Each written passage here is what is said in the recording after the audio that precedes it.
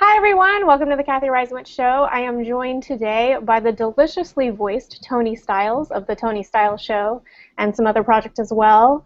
He is a nationally syndicated libertarian talk show radio host. Tony, tell us about your show and how we can find it. Sure, my show, we're syndicated nationwide. We're on 100 and some channels, not really quite sure. But the best way to find the show, because I could go through cities and tell you all that kind of stuff, but the best way to find the show is look for it online. You can go to tonystyles.com. We have it there. Through there you can get the video of it. You can find the download for it on iTunes or Spreaker or Stitcher or anything that you can think of. It's all there on tonystyles.com. And what makes your show different? Why should people tune in? My show is different because I have a different take on things. It's a journey for me. I'm not set in my ways. I'm still somewhat of a baby libertarian, so to speak. I was a Republican. I was a Republican poster child. They had awards for me and all kinds of things. It's really embarrassing now because I still have them. I look at them and I go, gosh, no, look at how stupid I was. But I have a different take on things because where most talk radio show hosts are just so sure of everything they're going through and they have the right answer. My show, we promote three things: truth, liberty, and solutions. Those are the three things that we're always pushing. Those are three things that if they do not stick to truth, liberty, or solutions, we don't pay attention to them. And the journey within that, me being somewhat of a baby libertarian, going through my whole process, sometimes I don't have the answer. Sometimes I'm looking for a solution. We talk to people that may have a solution. So I'm not going to sit there and say that I'm right all the time. I'm not a Rush Limbaugh. I'm not a Sean Hannity where I have to be right, otherwise I'm insulted. I'm not like that. I'm very interested in finding the truth and the liberty and the solutions in all scenarios, and that's why I'm a little different than everybody else.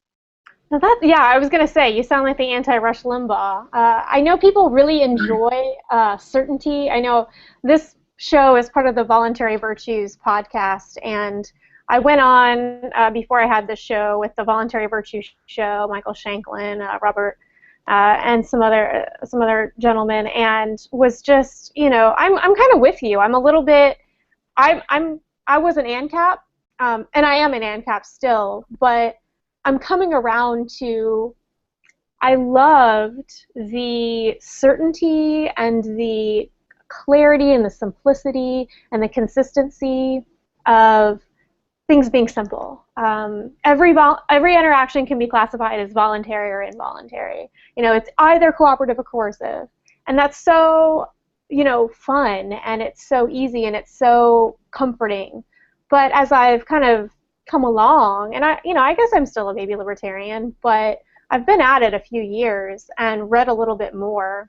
Started reading some non-libertarians and some ex-libertarians, and getting a more full idea of some of the nuances of libertarianism. So it's a little bit unnerving. It's a little bit scary to realize it's not as simple as you had thought or hoped.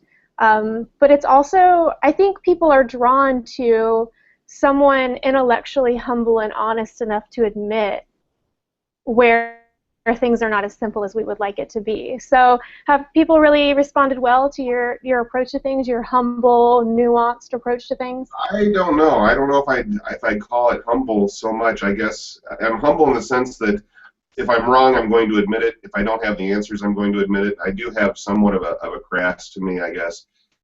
I'm very humbled by the idea that people actually pay attention to the show. We went from being a local Omaha radio show that was on Saturday mornings, and then within a year we were syndicated nationally, and now we're everywhere. And we're working on different deals with different people, things that I just would have never thought. And people do respond to it. It's amazing, the numbers that come in. I just cannot believe that people. I don't know how to say this without sounding too humble about it. I don't want to do that.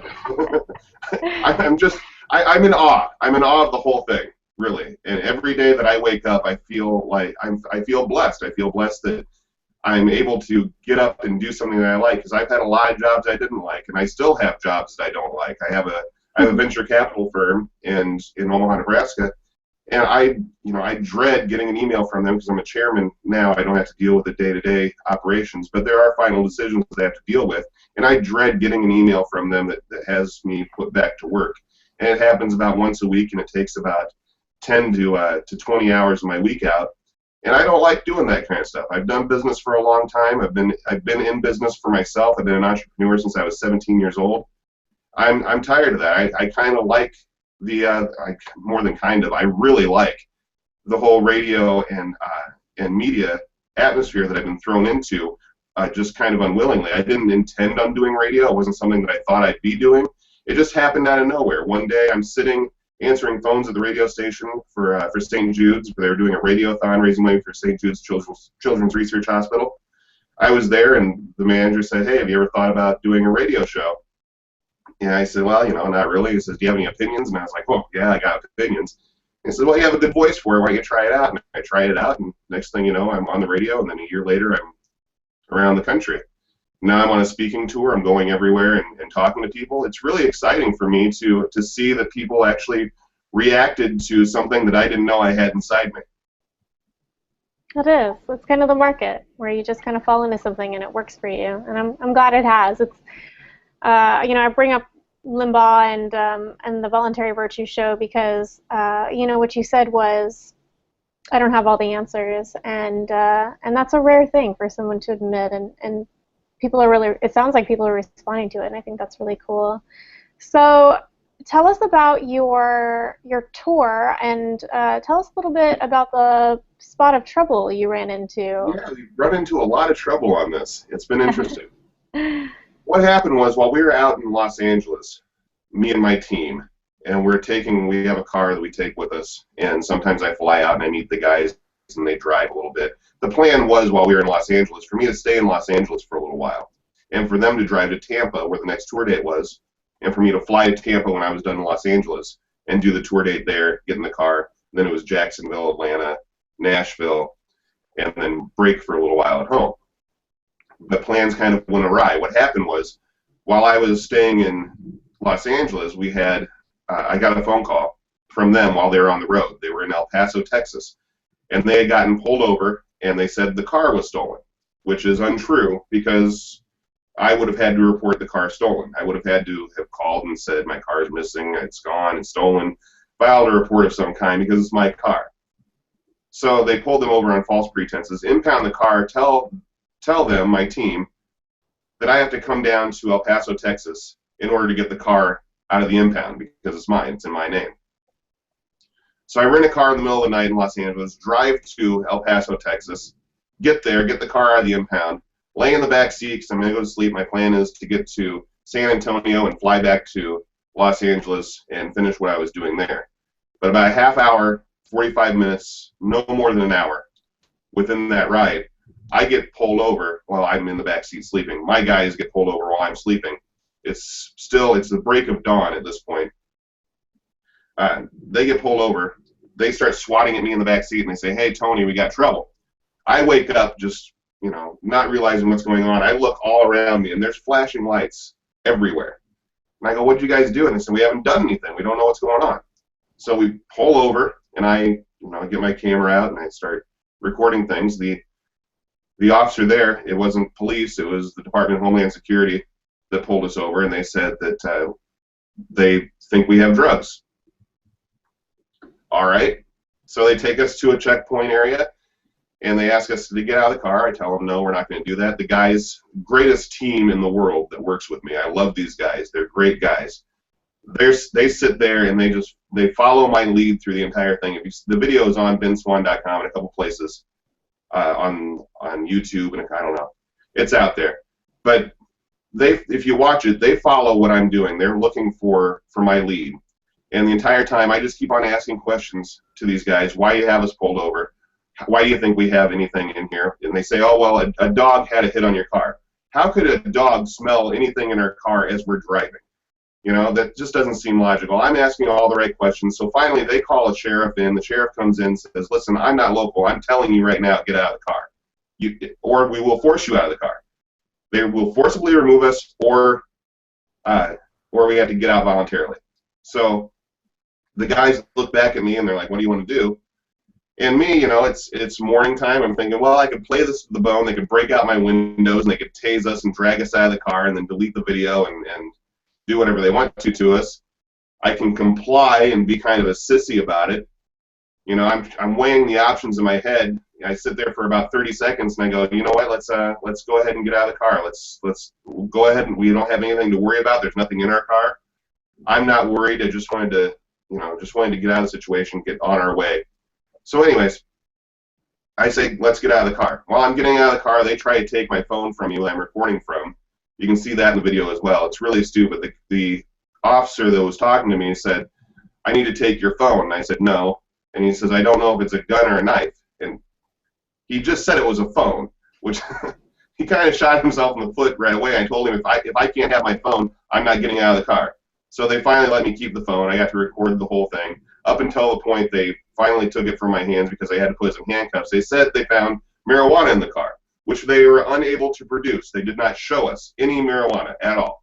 So they held us for 7 hours and then eventually pulled us out. The deal was that if none of us wanted to confess to whose it was, even though none of us had any, which is a whole different story. I don't smoke marijuana.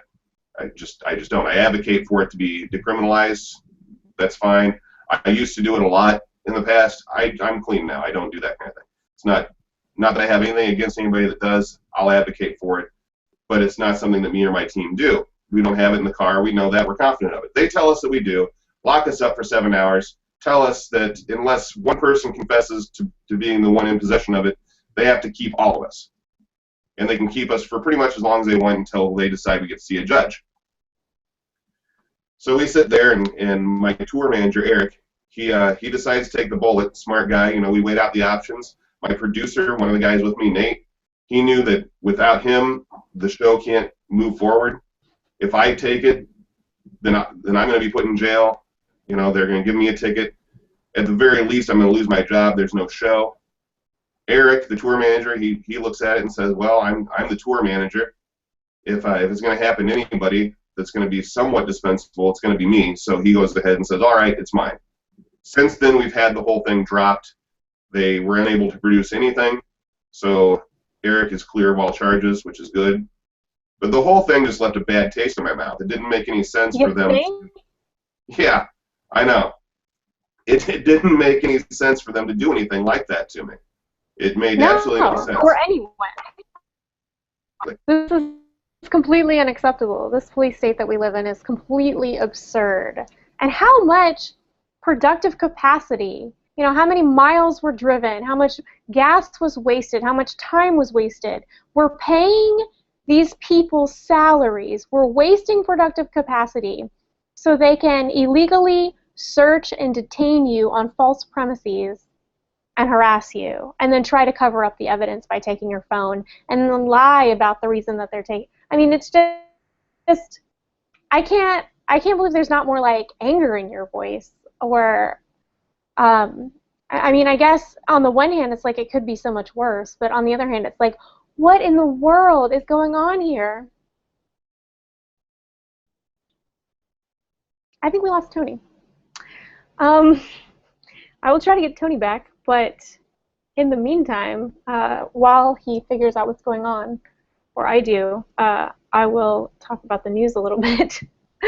Little technical difficulties. So it looks like the DEA has been accused of obstructing research on marijuana benefits. So this is not terribly surprising, but a little bit galling, as apparently the DEA is supposed to exist to protect us, but oh, it looks like Tony has lost power.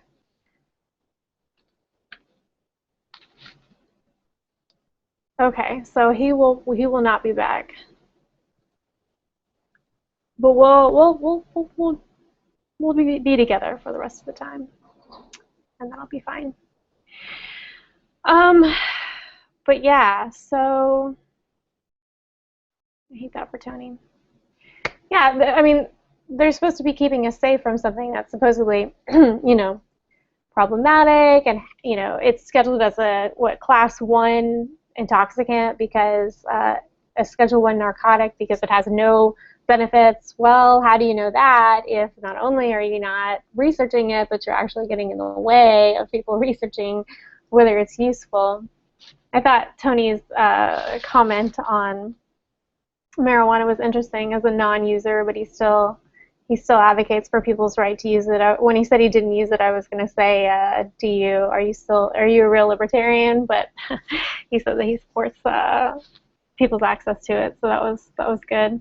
I find a lot of people like that. I mean, I used to be prohibitionist, and I would always be surprised when I heard people say, I don't want to use it, but I'm for people's ability to do so. And now understanding the horrors of the drug war, I get it. But it was always weird for me before. I was like, oh, you just want to smoke pot. But no, a lot of people just don't want to see people pulled over for no reason and searched for no reason, and for police to claim that they have marijuana that they don't have.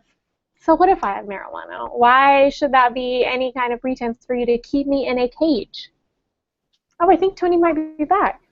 Yeah, I am. Back! Oh, yay! It took a little bit.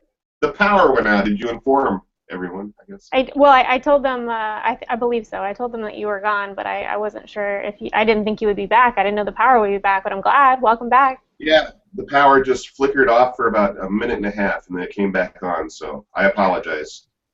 No problem. I'm glad you made it back. So you were talking about... The NSA is what it is. The NSA is trying to limit what I can say. Yeah, obviously. That's the popular thing to say. That's the hot and sexy thing to say in this situation, isn't it? You tell me. I don't know the hot and sexy thing. I think it is. Okay. We'll just say it is. All right. That sounds good. Yeah. So I was just bitching about how stupid cops are sometimes when they harass people for no reason. But yeah, and then I was talking about onto the news, the DEA has been obstructing research on marijuana benefits. I was not surprised by that, but it is kind of galling. What do you think? Well, it's just a matter of time before it came out that they were. I think they have been for a while. It's just one of those things that we needed the media to confirm it before we were able to actually believe it for a lot of people. I think people like you and me, people that are awake, I think that we all know that the government has been playing with that kind of thing. Of course they are. The pharmaceutical companies don't want that to be any sort of a relevant issue. They want to make sure that they subdue any sort of research of anything else except for what they're pushing out. So it's just a matter of time before somebody finally came out and said, okay, let's figure this all out. There has to be some sort of documentation somewhere that says they're messing with this. And sure enough, it came out. And you know who, I don't know if they're the first ones to report it, but they're the source that I have on it, is Vice News. Yeah, it's a good source. Do you follow them? A little bit, as much as I can. I get things across. I can't look at everything that I get, but I do get updates every day from my team. They give me a rundown of what's interesting in the news that I get to look at. So I look at those things and check it out. There's a lot of things that are they're really interesting that I just never get the chance to talk about, and a lot of things that I kind of have to pick and choose throughout the week what I'm gonna pick and choose to say and cover. But we're working on making that a little easier. We're putting editorials on TonyStiles.com now, so it makes it a little easier for me to get my ideas out rather than just have the time that I have every week. And we're pushing our time up every week, by the way, to instead of having just an hour on Saturday, Sundays, we're having 3 hours Saturday and Sunday, which is great. That's perfect. It gives me more of a chance to talk about things I see on places like Vice News, for example. That's awesome. Congratulations on getting more show. Yeah. That's cool. Well, it just means people are paying attention, and that's good. It's very good. Yeah, I'm really impressed with Vice. I didn't really expect much. It just seemed like kind of a smutty place, which I enjoy, but nothing to get super excited about. But their reporting has been really on point. I would highly recommend following their Twitter feed. They've actually published me twice, the tech version, Vice Motherboard, and yeah, they're reporting on some stories that a lot of people are ignoring, and from a viewpoint a lot of people aren't super comfortable with, a little bit avant-garde, challenging authority. Lucy Steigerwald, I don't know if you know her. Yeah, she's got a column at Vice where I think she mostly covers foreign policy and police abuse, maybe just police abuse. So good stuff on Vice. I'm happy that exists. And then the other kind of news item that I wanted to talk to you about, I don't know if you're into Bitcoin.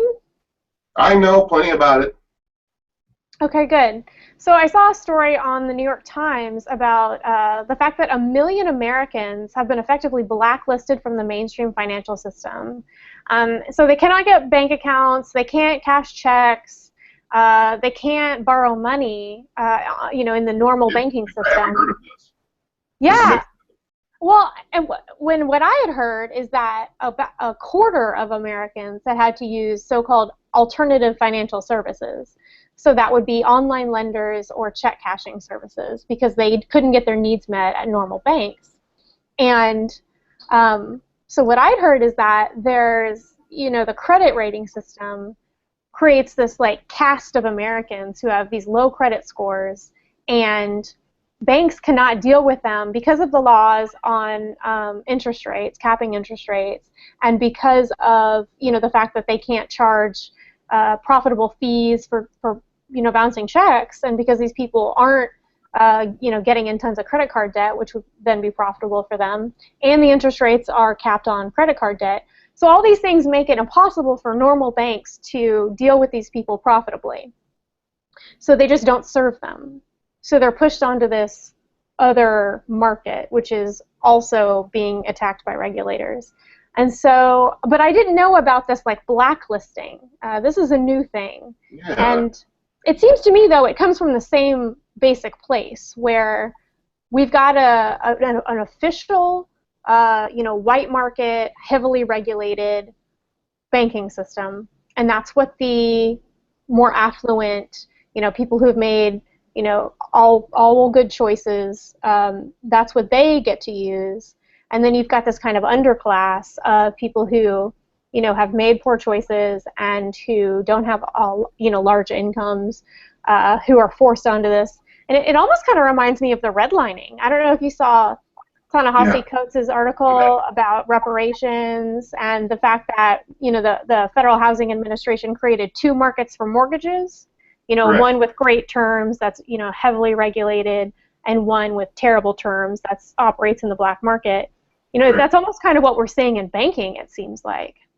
Well, a little bit like that, yeah. I see what you're saying. It seems to me like capitalism, if it does still exist, would create a place that would allow people that have been blacklisted by, federally blacklisted, would create some sort of banking system that would allow them to still operate within certain terms without the government being involved. But it's, the more I think about it, this is the direction that I go on my show all the time.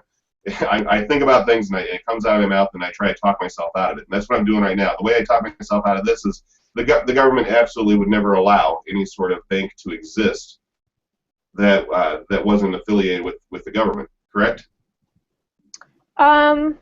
It's a little more complicated than that. I think kind of what we're seeing with Bitcoin is that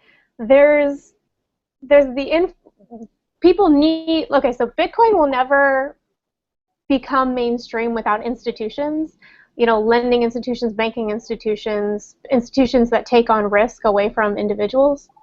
But people don't trust institutions without government regulation and backing. That's not everyone, but between the bankers who want the government help and the people who don't believe that the free market can take care of them, you get regulation. So in that way, yes, I think you're right, that it's very, very difficult to build and maintain institutions without government regulation and backing. Yeah. I just keep on thinking about how Bitcoin came to exist is interesting to me, and then the fact that it still exists and it's still going strong, and people can work around the system that we have in place federally already is amazing to me. And and we all know that it's just a matter of time before they really come under fire by the government. But at the same, Bitcoin won't. I think that. Well, okay, so it depends on what you mean. The decentralized peer-to-peer payments, you can't shut it down. You'd have to shut down the internet. So you can't shut it down from a technological standpoint, and you can't shut it down from a progress standpoint. It is too good. It is too useful. It makes too much sense for it to not be the default payment system of the future. Like, the shit's happening. What government is going to do, like I said, for as Bitcoin becomes, not Bitcoin, but as whatever currency becomes mainstream that's built on top of a peer-to-peer decentralized ledger system, in order for it to become mainstream, it will need these institutions. That's where government will get involved. That's what government will control. That's where we're going to see this real tension coming across, where we'll absolutely have government-backed, government-controlled, regulated institutions. The question is, will we also have a black market version of unregulated and yet very commonly used, unbacked, individual risk-heavy an institutional framework? And I believe so, and I believe it'll be beautiful and glorious, and that eventually everyone will move there.